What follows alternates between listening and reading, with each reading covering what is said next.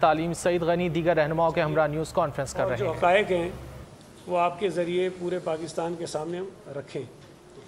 मुझे बड़ी हैरत हुई, कल भी शायद खाकान अब्बासी साहब जो बातें कर रहे थे, हालांकि सच्ची बात यह है कि मैं ज़ाती तौर पर उनका बड़ा एहतराम करता था और मैं समझता था कि बड़ी रीज़नेबल आदमी है और जो बात करेंगे कोई उसके अंदर अक्ल होगी, कोई समझ होगी और बग़ैर सोचे समझे को शायद वो बात नहीं करते होंगे। लेकिन पिछले 2-3 दिनों में शायद खाकान अब्बासी साहब ने अपना वो इमेज, अपना जो तासुर था, उसको बहुत नुकसान पहुंचाया है। इंतखाबात होते हैं, हार जीत होती है और बदकिस्मती से माजी में हमारे पाकिस्तान में जो इंतखाबात हुए उस पर शुकों व शुबात भी उठते रहते हैं। तो अगर जिन इंतखाबात पर एतराज़ात होते हैं तो उसके पीछे कुछ शवाहिद होते हैं, कुछ सबूत होते हैं, कुछ बातें ऐसी होती हैं जिसको सामने वाला डिनाई नहीं कर सकता। लेकिन NA 249 का मवाजना करना डस्का के साथ और फिर ये भी कहा कि ये तो डस्का से भी आगे चला गया है, इस चीज़ को मैं सिर्फ इतना कह सकता हूँ कि उन्हें फिर पता कुछ नहीं है। मुझे नहीं पता NA 249 के इंतखाबात के हवाले से यहाँ कौन से ऐसे लोग हैं PMLN के जो अपनी क़यादत को और अपने दीगर साथियों को ब्रीफ करते रहे हैं। मैं 2 बातें सिर्फ आपको बताऊंगा जो फैक्ट्स हैं, नाम लूँगा, अगर कोई डिनाई करना चाहे तो करे, फिर उसके बाद मैं अपने इशू पे आ जाऊँगा। ये तकरीबन कोई 1 महीने से ज़्यादा अरसा हुआ होगा, ज़ुबैर साहब से मेरी बात हो रही थी। मैंने उन्हें कहा कि खैर आपकी पार्टी का अपना फ़ैसला है, मैं इस पर कुछ नहीं कर सकता, लेकिन मिफ्ता साहब is not a good choice. मैंने बताया कि मिफ्ता साहब अच्छे कैंडिडेट नहीं हैं, पैसा उनके पास ज़्यादा है लेकिन उम्मीदवार वो अच्छे नहीं हैं। मैंने ज़ुबैर साहब को ख़ुद कहा है। फिर जब ये इलेक्शंस शुरू हुए तो ज़ुबैर साहब ने मुझे एक मरतबा फ़ोन किया बीच में और उन्होंने कहा कि जी कोविड की सूरत हाल है और वहाँ तो कोई, ज़रा आप खामोश हो जाएंगे पीछे कैमरा में जो मेरे दोस्त हैं, तो NA 249 में कोविड की वजह से सूरत हाल ठीक नहीं है और वहाँ लोग एहतियात भी नहीं कर रहे हैं और मैं समझता हूँ कि कोविड के दिनों में इलेक्शंस नहीं होने चाहिए। ये ज़ुबैर साहब ने मुझे कहा कोई इलेक्शन से 20-25 दिन पहले। मैंने कहा जी क्या कर सकते हैं, इलेक्शन है, इलेक्शन कमीशन करवा रहा है, होने दें, बात तो आपकी ठीक है। ये बात ख़त्म हुई। फिर आपको याद होगा कि हेल्थ डिपार्टमेंट ने एक ख़त लिखा इलेक्शन कमीशन को जिसमें ये इस्तदा की गई कि चूँकि कोविड के केसेस बढ़ रहे हैं लिहाजा इस वक्त इलेक्शंस ना करवाए जाएं और बाद में कोई तारीख रखी जाए। उस पर जो रद्द-ए-अमल आया मुस्लिम लीग नून का और मिफ्ता साहब का वो ये था कि पीपल्स पार्टी शिकस्त के खौफ से मैदान छोड़कर भाग रही है, लिहाजा इंतखाबात 29 को ही होने चाहिए और ये डेट आगे ना हो। ये मुस्लिम लीग नून ने कहा। हमने कहा ठीक है जी, अगर नहीं चाहते तो होने दें, हमें क्या फ़र्क पड़ता है। उसके 4-5 रोज़ बाद ज़ुबैर साहब से फिर मेरी बात हुई। इत्तफाक से फ़ोन आता रहता है, बातचीत हमारी होती रहती है। तो मैंने उनसे गिला किया। मैंने कहा आप ख़ुद ये कह रहे थे कि जी कोविड है और लोग एहतियात नहीं करते हैं और ये चीज़ें हैं, तो हमने तो नहीं, हेल्थ डिपार्टमेंट ने बहरहाल लिख दिया, लेकिन उसके बाद आपकी जमात ने फिर आके ये कह दिया कि जी हम भाग रहे हैं, कर रहे हैं। तो मैंने उन्हें कहा कि एक बात आपको बता दूं, हम इंतखाबात से भाग नहीं रहे हैं और अगर आपको गलत फहमी है कि नून लीग आगे है, ये मैं आपको इलेक्शन से 10 दिन पहले की बात बता रहा हूँ, तकरीबन 10 दिन, मुझे एग्जैक्टली डेट याद नहीं है। हम नून लीग को हरा चुके हैं इलेक्शन में, हम आपसे आगे हैं। हमारे लिए जो चैलेंज है या जिस पार्टी को हम समझ रहे हैं कि जिससे हमारा मुकाबला है वो TLP है और हमें अंदाज़ा नहीं हो रहा, हम TLP को जज नहीं कर पा रहे हैं कि वो कितने वोट लेंगे, बाकी आप हमसे पीछे हैं। ज़ुबैर साहब ने उस पर मुझे कहा कि क्या कह रहे हैं आप। मैंने कहा जी मैं आपको ये बात सही कह रहा हूँ, आप हमारे मुकाबले में नहीं, हम आपको शिकस्त दे चुके हैं। ये 10 दिन पहले की बात है। ये मैं इसलिए बता रहा हूँ कि जो लोग कह रहे हैं कि जी हमें हैरत है कहाँ से आ गई, पीपल्स पार्टी हैरत है कहाँ से आ गई, इन्होंने ये पोल्स में एक लेकर आ गए इत्तफाक से, ये पोल्स पे बड़ा चला। इन पोल्स में ये एक पेपर लाया हूँ मैं सिर्फ। PMLN नंबर 1 है, PTI नंबर 2 है, MQM नंबर 3 है, पीपल्स पार्टी नंबर 4 है, PSP नंबर 5 है और TLP नंबर 6 है। TLP भी तो नंबर 3 पे आ गई ना। चले पीपल्स पार्टी को तो छोड़ दें, हमने तो पता नहीं क्या जादू कर दिया, लेकिन TLP भी तो नंबर 3 पे है। MQM जिसको आपने तीसरे नंबर पे दिखाया वो छठे नंबर पर है। देखिए, मैं हमेशा ये कहता हूँ, मैं जब 2017 में ज़िमनी इलेक्शन लड़ा था तब भी ऐसे ही पोल्स आए थे, सारे मेरे खिलाफ थे कि 3,500 वोट थे जनरल इलेक्शन में, पीपल्स पार्टी के कहाँ से जीतेंगे। पूरी मीडिया पे कंपेन मेरे खिलाफ चली। अल्लाह का शुक्र है वो 3,500 हमारे 24,000 हुए, हम जीते। इलेक्शन जो है वो एक मुख्तलिफ चीज़ है। ये 300, 400, 500 लोगों से आप राय लेकर उस इलेक्शन के नतीजे तक नहीं पहुंच सकते हैं। तो जब ये पोल्स हुए तब भी हमारे दोस्तों ने कहा, मेरे अल्फाज थे, मैं दोहराता हूँ, शायद किसी को बुरे लगे, मैंने कहा लानत भेजो इन पे। हम अपने इलेक्शन के नतीजे से बताएंगे कि ये गलत है, ये झूठ है। और अल्लाह का शुक्र है कि अल्लाह ने हमें सुरखरू किया, हम जीत गए। मुझे अफसोस हुआ कि कल शाहिद खाकन अब्बासी साहब कह रहे हैं कि जी सेलेक्टर्स ने जो है वो शायद हमें जितवा दिया है। भाई, अगर ज़िमनी इलेक्शन जीतना इस बात को साबित करने के लिए काफ़ी है कि सेलेक्टर्स उसके पीछे हैं, एस्टेब्लिशमेंट उसके पीछे है, उसके अलावा कोई जीत नहीं सकता, तो सवाल मैं भी उठा सकता हूं कि डस्का आप जीते, आप एस्टेब्लिशमेंट के अगेंस्ट कैसे जीत गए? आप वजीराबाद जीते, आप कैसे जीत गए?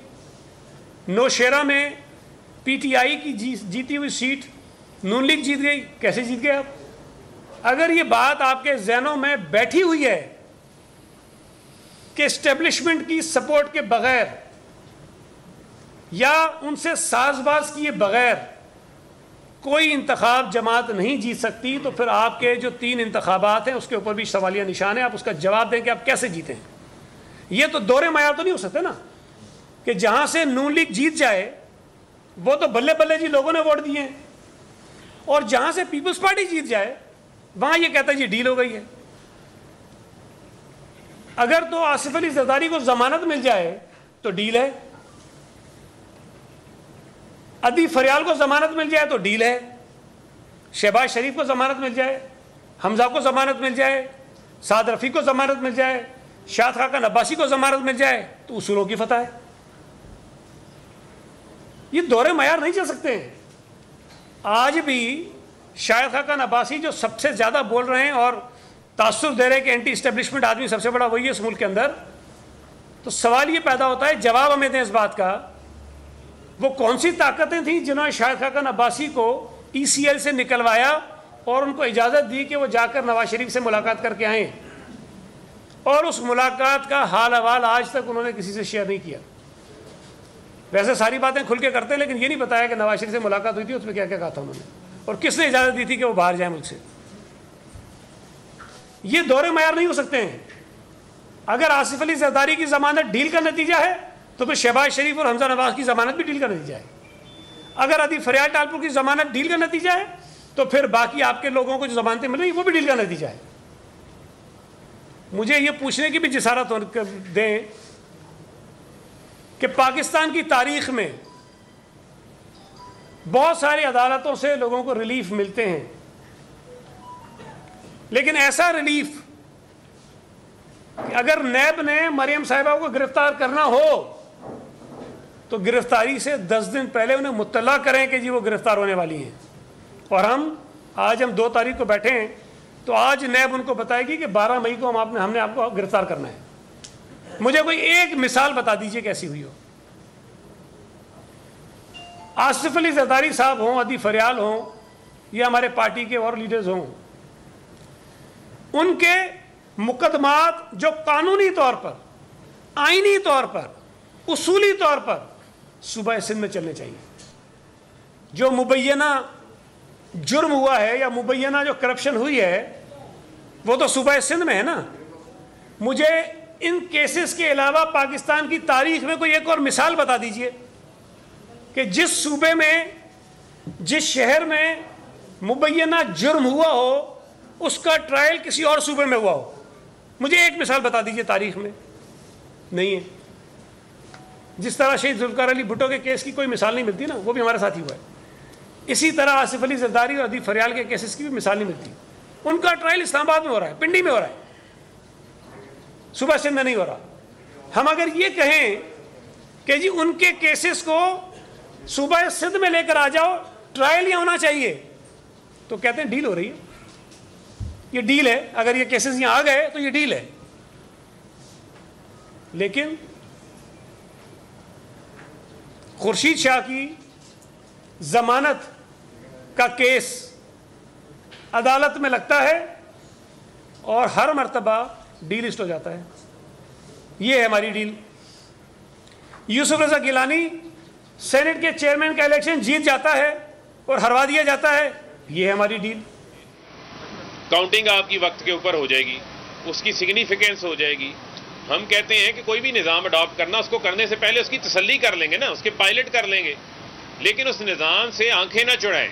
क्योंकि मुझे शहबाज शरीफ, वो कहते हैं चोर की दाढ़ी में तिनका है, मुझे शहबाज शरीफ के अंदर जो है वो दिल में चोर नज़र आ रहा है जब वो ई वोटिंग की मुखालफत कर रहे हैं। और ये वही अपोजिशन है जो कहती थी सेनेट के इंतखाबात में ओपन एंड ट्रेसेबल बैलेट होना चाहिए, और जब वक्त आया, जब हमने इकदाम लेने की कोशिश की तो ये बदनीयती हो गए और ये भाग गए। उसी तरह इन्होंने सेनेट के इलेक्शन में खरीदो फरोख्त की मंडियां गर्म की, क्योंकि ये निज़ाम इनको सूट करता है।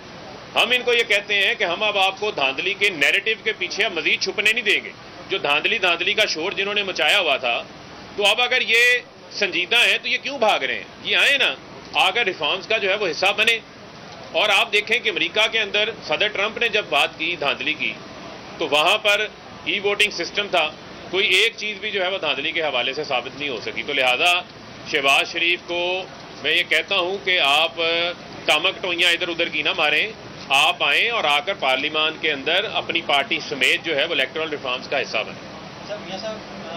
काजी फायज केस में कह दिया गया कि तहकीकात FIA की कालादम है, तो इससे ये बात साबित नहीं थी कि इससे पहले भी जितनी इंक्वायरीज हुई है, कोई ग्रैंड इंक्वायरीज, वो भी कालादम है, ये वो होगी सारी इंक्वायरीज। देखिए, इसके ऊपर तो अब मजीद जो है वो अदालत का फैसला आ गया है, मजीद इसके ऊपर क्या बात हो सकती है। बहुत सारे लोगों ने इसके ऊपर जो है वो बातें की हैं, अभी तो डिटेल्ड जजमेंट आने दें, फिर उसके बाद कमेंट करेंगे इसके ऊपर।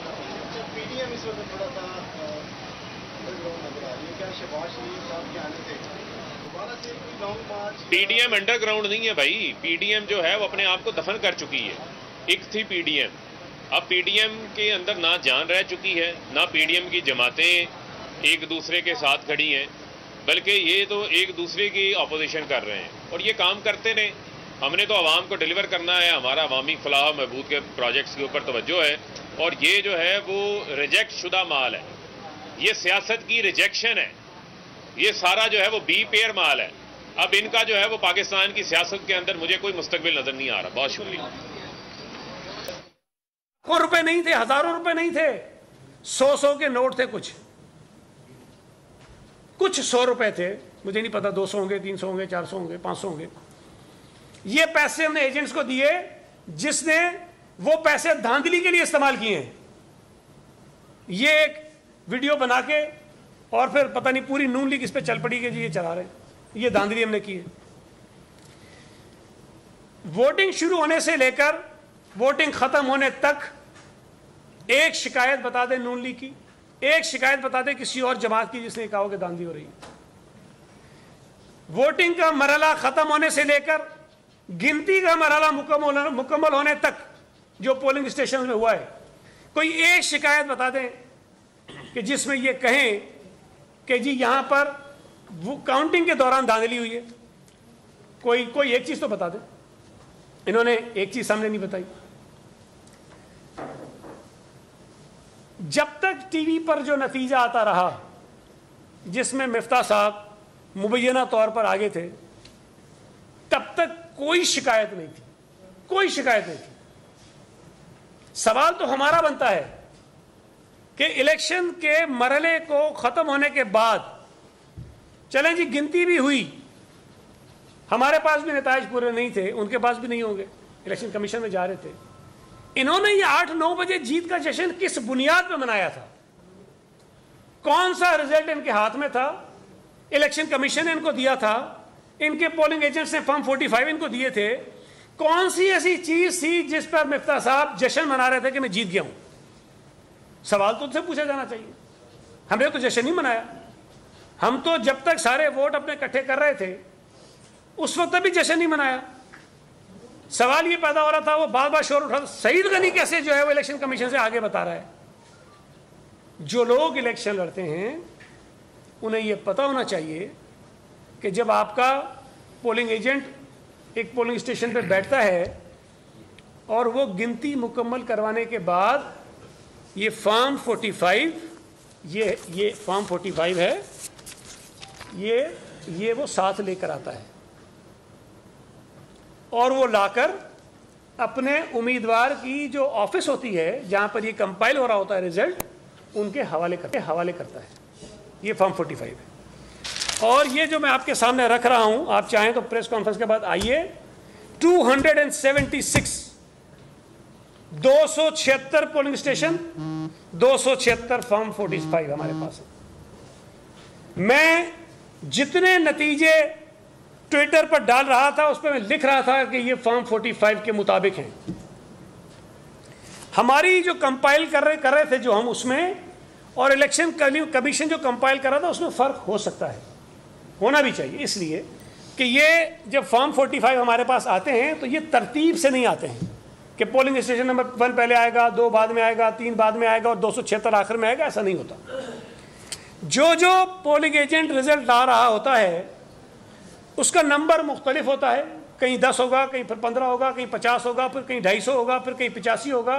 उस तरतीब से वो आते हैं और जिस तरतीब से वो आ रहे थे हम अपने सिस्टम में उनको ऐड करते जा रहे थे और हर 10, 15, 20, 25 के बाद हम वो रिजल्ट अपने सिस्टम से निकाल के कंप्यूटर पे डाल के बता रहे थे कि भाई ये हमारे पास इस वक्त तक का है। तो जो ये कहते हैं कि जी इलेक्शन कमीशन जो दे रहा था उसमें हम पीछे थे और इसमें हम आगे थे, हो सकता है, ये मुमकिन है, इसका इम्कान है। और मैं आपको बता रहा हूं कि हमारे पास जो हम कंपाइल कर रहे थे उसमें किसी भी मौके पर PMLN हमसे आगे नहीं निकली, TLP हमसे आगे निकली, वो भी मेरे पास है। जो कंपाइल हम कर रहे थे उसकी जो स्क्रीनशॉट है वो मेरे पास मौजूद है। TLP जरूर हमसे आगे निकली इसलिए कि वो 1-2 यूसीज ऐसी थी जहां TLP का ज्यादा असर था और उनके बहुत वोट वहां से निकले। तो जब उन यूसीज का रिजल्ट आया तो हम पीछे चले गए, TLP आगे चली गई। उस वक्त भी हम पहले नंबर पे, TLP पहले पे थी, हम दूसरे पे थे, नून तीसरे पे थी। फिर जब वो TLP वाली जो असर वाली यूसीज का रिजल्ट आना बंद हुआ तो फिर जाहिर है कि हमारा रिजल्ट ऊपर चला गया, नून लीग भी TLP से ऊपर जाना शुरू हो गई। ये सारी चीजें हैं और इन तमाम चीजों को इन्होंने मशकूक। सईद गनी कैसे दे रहा है? सईद गनी के पास कहां से आ रहा है? वो भाई सईद गनी तुम्हारी तरह चवल तो नहीं है ना। सईद गनी इलेक्शन के तरीके को जानता है भाई। हमारे जितने कारकुन हैं, जितने अहदेदार यहाँ बैठे हैं, ये सब जानते हैं। फिर एक तस्वीर चला दी गई कि देखो जी ये फॉर्म 45 को गड़बड़ कर रहा है। खुदा के बदो, वो तस्वीर हमारे लोगों ने चलाई है सोशल मीडिया पे, वो तस्वीर हमारे लोगों ने बनाई है। खुला कमरा था, खुला कमरा, ये लियाकत अस्कानी भी बैठा था, 20 आदमी और बैठे थे, उसमें पता नहीं कितने लोग खड़े थे, आ रहे थे, जा रहे थे। उन्होंने तस्वीर बनाई मेरी, तारीफ की मेरी कि भाई वजीर है, जमीन पे बैठा है, वर्करों के साथ काम कर रहा है। उसको ये साहिब इतने होशियार हैं। और एक मुझे नाम नहीं लेना चाहता हूँ, चैनल वाले ने भेजा कि हमारे साफी ने अपने जराए से ये तस्वीर निकाली हैं और ये आपका इसके क्या कहना है।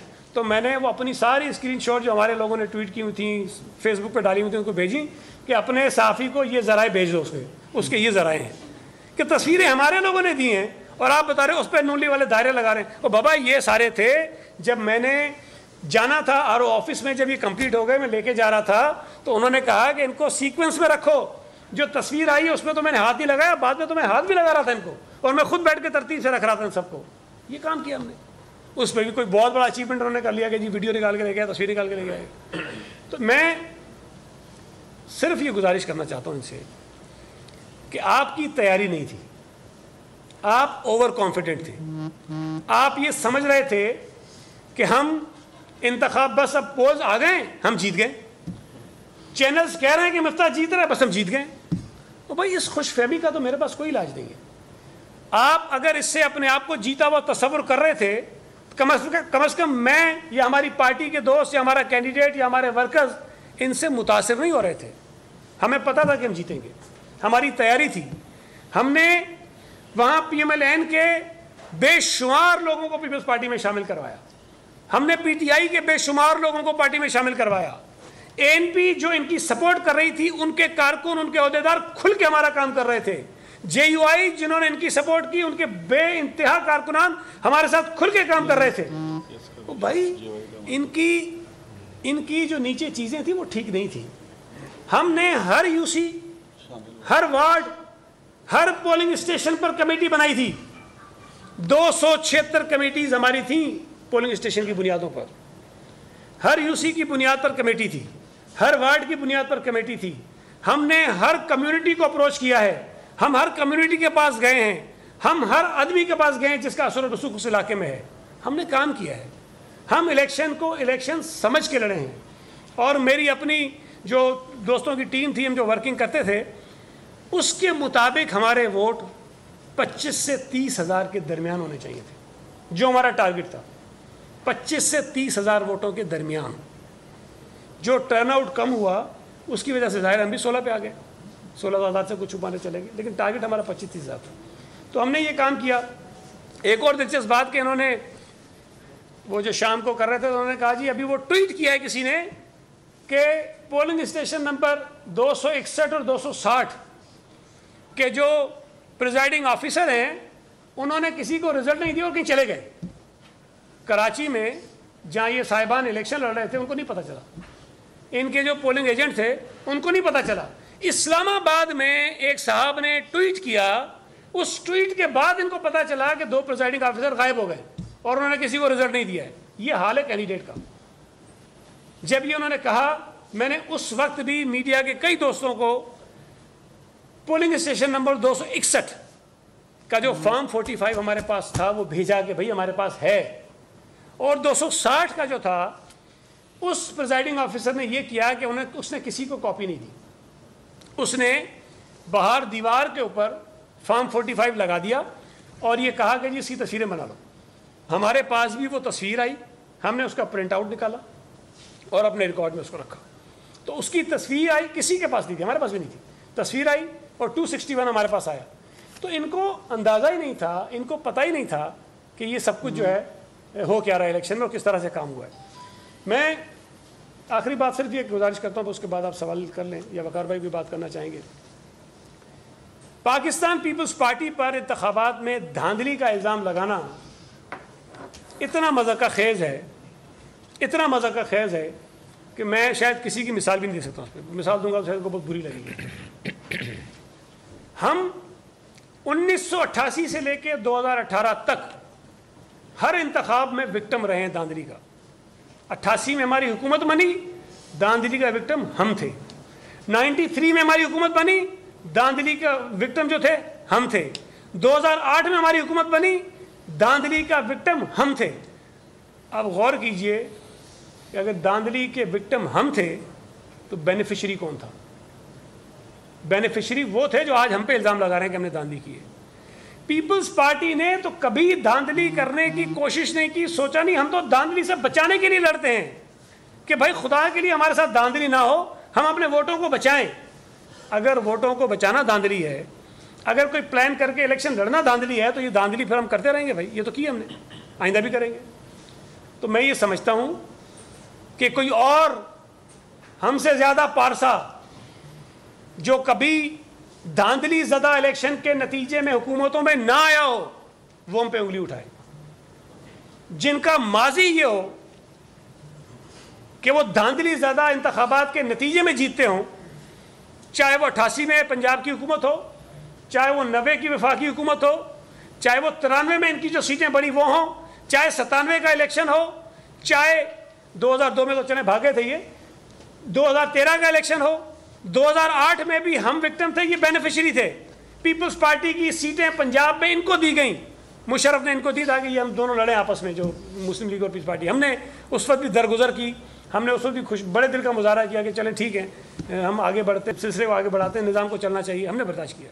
भाई कोई एक मौका तो मुझे बताओ ना कि आपने धांधली के सामने लड़ते हुए हुकूमत बनाई हो। एक मौका मुझे बताओ, कभी नहीं हुआ है। तो कम से कम हम पे इल्ज़ाम ना लगाएं। आप आसिफ अली ज़रदारी पर इल्ज़ाम लगाते हैं कि जी वो डील कर रहे हैं इसलिए के केसेस हैं। मेरे भाई, पाकिस्तान पीपल्स पार्टी ने जान की कुर्बानियां दी हैं इस लड़ाई में, जमहूरी लड़ाई में, जमहूरियत की लड़ाई में। शहीद जुल्फ़िकार अली भुट्टो भी मुल्क से बाहर जा सकता था, मोहतरमा बेनज़ीर भुट्टो भी मुल्क से बाहर बैठ सकती थी जान बचाने के लिए। सबको अपनी जान अजीज़ है, उनके बच्चों को भी अपने वालिदैन की जान का ख्याल रखना चाहिए। मुझे इस पर गिला नहीं है, बिल्कुल ख्याल करना चाहिए, लेकिन फिर दावे नहीं करने चाहिए, दावे नहीं करने चाहिए। शहीद जुल्फ़िकार अली भुट्टो ने जान दी, शहीद मोहतरमा बेनज़ीर भुट्टो ने जान दी, आसिफ अली जरदारी जेलों में बैठा रहा, मुल्क से बाहर नहीं गया।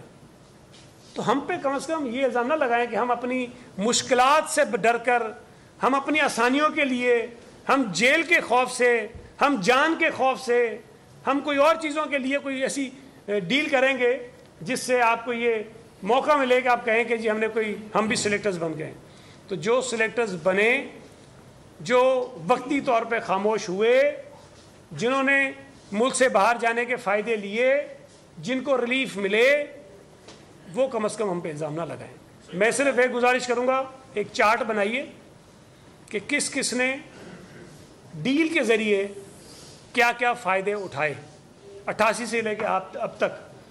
अगर हमारे नंबर ज़्यादा हुए हम पे इल्ज़ाम लगाइएगा, लेकिन अगर आपके नंबर हमसे बहुत ज़्यादा हुए तो कम से कम हम पे इल्ज़ाम नहीं लगाइएगा। बकाया पे बात एक मिनट, इरशाद एक सेकंड, इरशाद अब्बासी ने कल बड़ा इल्जाम लगाया और कहा कि आप लोगों ने बड़ी धांधली की, लेकिन उन्होंने आपकी जो लीडरशिप है बिलावल भुट्टो जरदारी को बाकायदा कहते हुए कहा कि वो अपने कदकाट के मुताबिक जो है बयान दिया करें। दूसरा, रिपोर्ट की अगर बात होती है और फैसला आता है तो क्या पीपल्स पार्टी की क़यादत उसके लिए तैयार?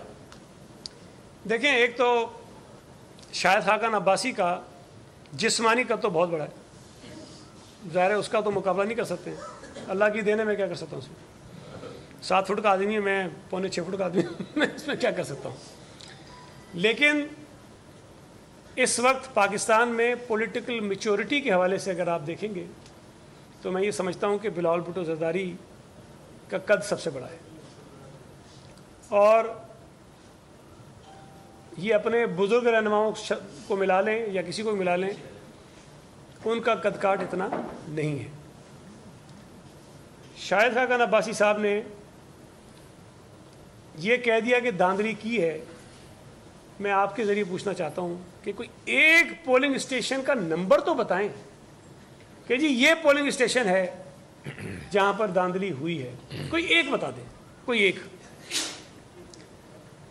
वो इनके एक साहब कह रहे थे जी सईद गनी वजीर तालीम है और इन्होंने सारा अमला अपना लगवा दिया।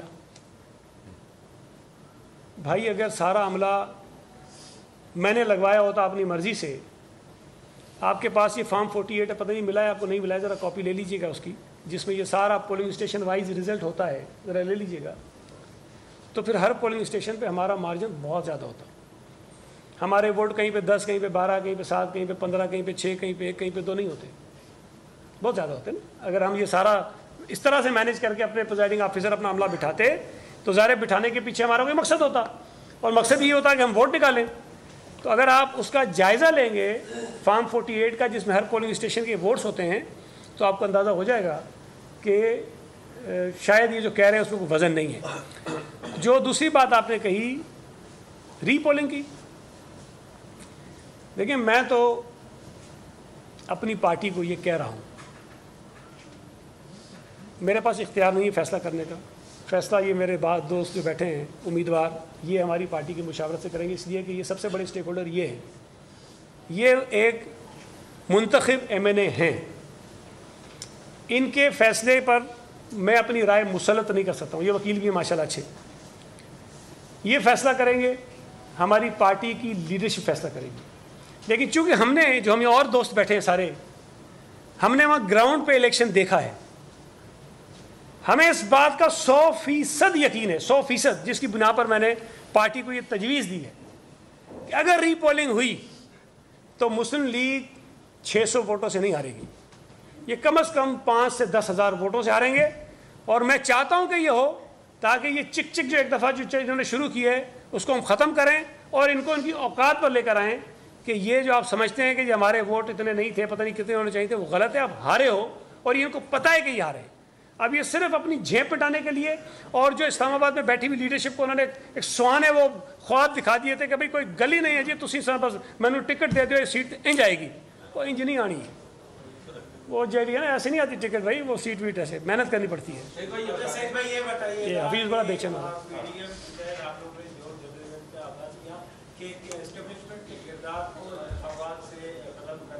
आप क्या समझते हैं कि वाकई एस्टेब्लिशमेंट का किरदार अब इंतखाबात में उनका किरदार खत्म हो गया, पीपल्स पार्टी कामयाब हो गई, अब पीडीएम की मज़ीद ज़रूरत नहीं है? देखिए, इस एक इंतखाब की बुनियाद पे तो आप नहीं फैसला कर सकते ना। मैं तो हमेशा इसे कहता हूँ, मैं समझता हूँ कि 1-2 सीटों का जब इलेक्शन होता है तो इस्टेब्लिशमेंट से कुछ नहीं कर सकती, सिवाय इसके कि किसी को बोले तो इसकी सपोर्ट कर लो, तुम उसकी कर लो, इसके आगे कुछ नहीं होता, कुछ कर ही नहीं सकते वो।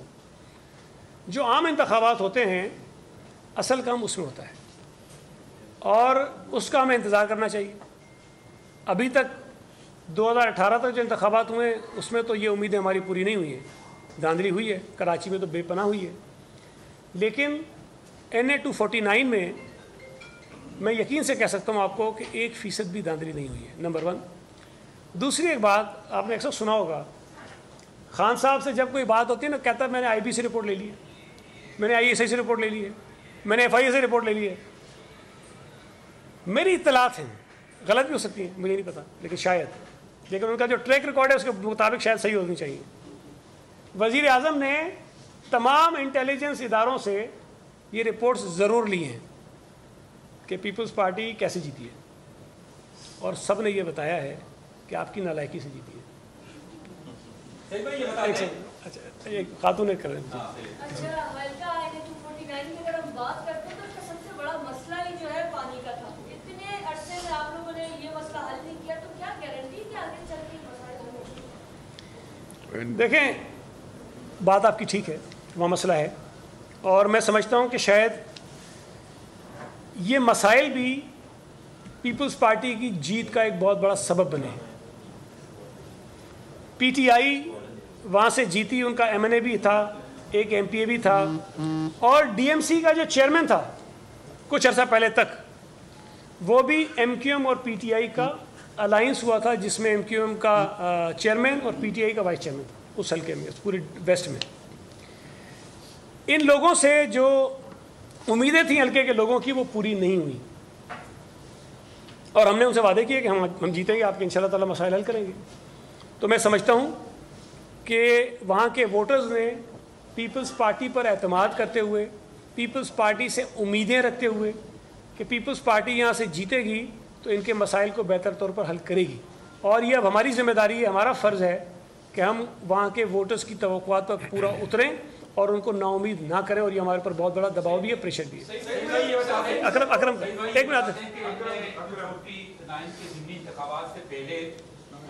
पीपल्स पार्टी और नून लीग में सीज़फायर हो गया था, और ये सूबाई वज़ीर तालीम सईद गनी दीगर रहनुमाओं के हमरा न्यूज़ कॉन्फ्रेंस कर रहे हैं। सईद गनी ने कहा कि नून लीग मिसमैनेजमेंट और